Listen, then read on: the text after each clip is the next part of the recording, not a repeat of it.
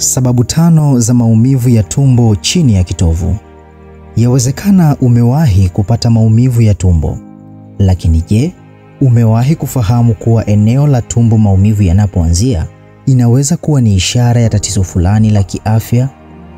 Karibu. Leo tumekuandalia sababu 5 za maumivu ya tumbo chini ya kitovu.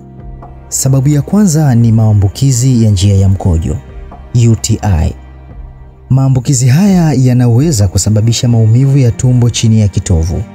Mara nyingi huambatana na maumivu wakati wa kwenda haja ndogo au kutoa haja ndogo yenye harufu kali. Sababu ya pili ni vidonda vya tumbo. Vidonda vinavyotokea kwenye kuta za tumbo au sehemu ya utumbo mdogo vinaweza kusababisha maumivu ya tumbo chini ya kitovu, hasa mara baada ya kula. Sababu ya tatu ni matatizo ya mfumo wa uzazi. Kwa wanawake, hali kama vile maumivu wakati wa hedhi au matatizo ya kizazi yanaweza kusababisha maumivu ya tumbo chini ya kitovu. Sababu ya 4 ni tatizo la kupata choo kigumu, constipation.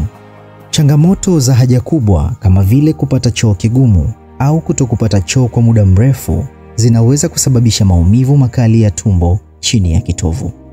Sababu ya 5 na ya mwisho ni uvimbe wa kipandikizi, appendicitis.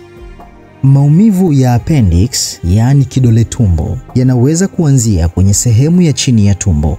Mara nyingi yanaanza upande wa kulia, lakini yanaweza kuhamia kwenye eneo la katikati ya tumbo chini ya kitovu kabla ya kuonesha dalili zingine. Hizi ni sababu chache tu na za muhimu zaidi, na zinapaswa kuchunguzwa kwa uangalifu na daktari ili kubaini chanzo kamili cha maumivu. Subscribe kisha bonyeza alama ya kengele ili usipitwe na elimu hizi zenye lengo la kukuhabarisha na kukuelimisha juu ya masuala muhimu ya kiafya kutoka kwa wataalamu wa afya. Hii ni TNA. TNA, stay informed, stay healthy.